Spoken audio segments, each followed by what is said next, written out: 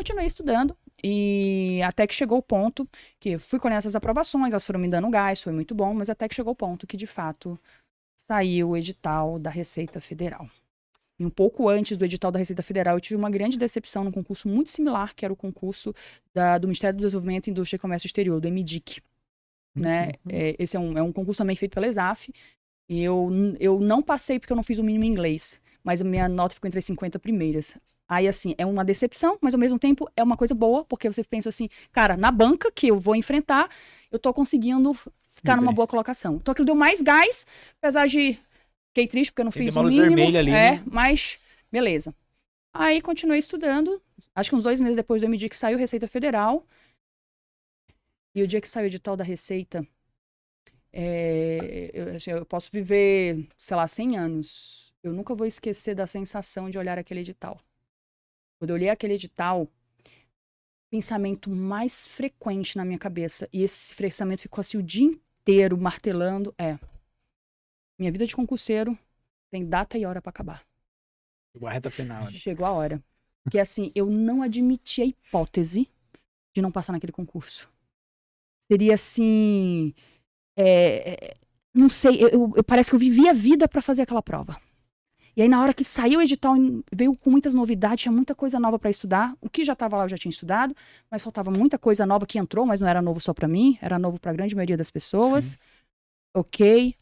E aí comecei a estudar. Aí também tirei férias, aí entrei naquele modus operandi assim de tudo ou nada, né? Só estuda, Esqueceu só estuda. Tudo assim. Até os filhos dessa época ficou assim meio pai que cuide. Foi assim uma coisa que eu fiquei assim alucinada. Estudava. Eu não sei quantas horas eu estudava, porque eu estudava tudo que dava. Assim, eu só fazia as necessidades básicas do ser humano e estudava, né? Óbvio que eu ainda tive que trabalhar algum tempo, mas eu consegui licença... Domingo a domingo. Domingo a domingo. Não tinha. Edital não tem. Um dia de folga é saudável. Pós-edital não é saudável. Tá? Pós-edital, não adianta você querer manter uma rotina saudável no pós-edital. Isso não existe. Pós-edital é tudo ou nada. Você tem data e hora para fazer a prova. Você só pode fazer até lá. Depois que passou, na segunda-feira já acabou. E você sentia que o pós-edital mudava? Porque bate aquela adrenalina muda que a gente muito. aguenta um ritmo que não aguentaria no ritmo. Muda muito. Porque você tem... Exatamente porque você tem um deadline. Aí muda. A sua postura, a sua energia. Tudo muda.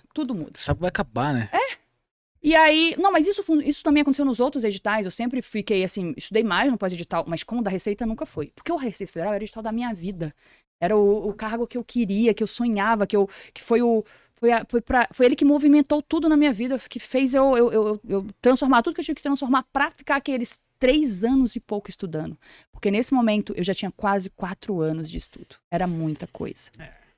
E aí estudei tudo que eu poderia. Tomei algumas decisões erradas no pós-edital, de estratégia de matéria, ok, mas estudei. Dentro do conhecimento que eu tinha, tudo que eu pude.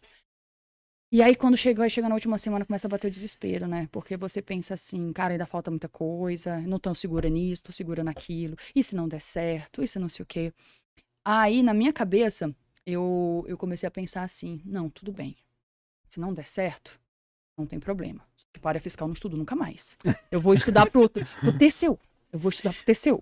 Tipo assim, sabe aquela coisa assim, só pra dar aquele alívio, assim, na sua cabeça, sabe? Pra dar aquele alívio.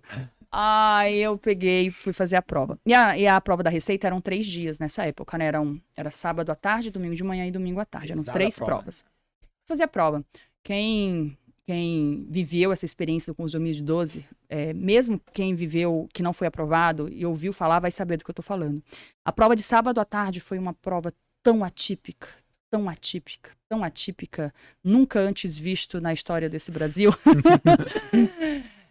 que a gente saiu da prova, eu saí da prova assim, eu desci as escadas chorando, porque primeiro que não deu tempo de fazer toda a prova, e era uma prova muito diferente de tudo que a gente já tinha visto, assim. Eu ficava pensando, meu Deus, cadê o material que eu estudei? Cadê as coisas que eu estudei daqui, sabe? E aí eu lembro que quando eu abri a prova, eu comecei a fazer, e eu comecei a ver que a prova era muito diferente, assim.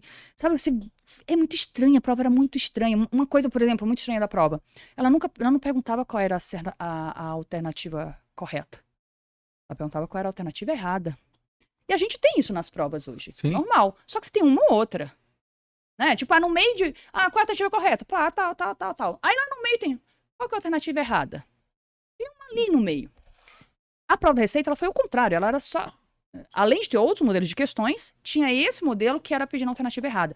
E os concurseiros vão concordar comigo. É muito mais difícil você responder uma prova assim. Porque certificar 4 alternativas é muito difícil.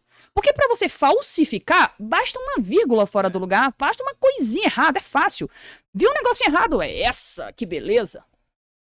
Verdade, Mas cara. certificar 4 alternativas, além de ser muito mais difícil, muda o tempo que você gasta para fazer a prova. Se analisar 4 é mais E difícil. o seu cérebro não está acostumado com isso, porque você vem sempre, qual é a alternativa correta? Qual é a alternativa correta? E não qual é a alternativa falsa. Porque a alternativa falsa tem que certificar 4. Aí a prova estava pesadíssima. Jurisprudência do TCU, que não tinha nada a ver com a Receita, um monte de coisa, sabe? Super difícil. Mas eu lembro que chegou um ponto, assim, eu tinha respondido, sei lá, umas 7 questões da prova. E eu vendo aquilo tudo super diferente e tal. Eu olhava assim para aquela prova e eu pensei assim, meu Deus, assim, e agora? Estudei a vida inteira para isso aqui. E desse jeito assim eu não ia conseguir. E aí eu lembro que eu fechei os olhos ali e sabe que você começa a respirar fundo pra voltar a energia, assim, oxigenar o cérebro. E aí eu fiz uma pequena oração ali com Deus, né? E eu sei lá, assim, aquilo ali me deu uma paz, uma coisa, né? E eu falei assim... Tipo assim, é aquela típica expressão assim, já está tudo perdido mesmo. Já tô aqui mesmo. Eu tô aqui agora, tem que fazer o melhor possível. E eu comecei a sorrir, e comecei a fazer aquela prova, assim... E a prova foi saindo pesada, muito difícil, mas foi saindo.